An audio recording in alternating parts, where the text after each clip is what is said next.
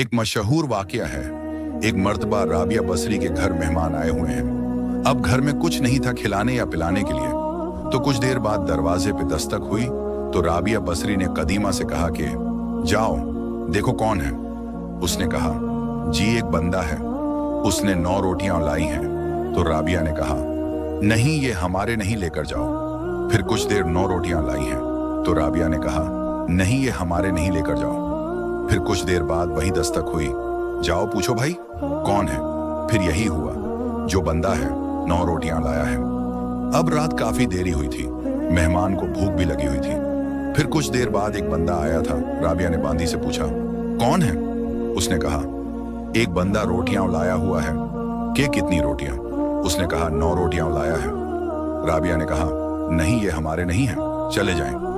उसने कहा अब मेहमानों को खाने का वक्त भी हो गया और देरी भी हो गई। आप पहले 2 दफा इनकार किया, तीसरी दफा भी क्यों इनकार किया? तो राबिया का वजह देखो, ये है तो मेरे पास सुबह एक रोटी थी, साहिल आया तो मैंने अल्लाह के लिए दे दी, और अब मैंने एक रोटी दे दी तो अल्लाह ने मुझे 10 रोटियां लौटानी है, और यह 9 रोटियां लाया, यह मेरी नहीं किसी और की है।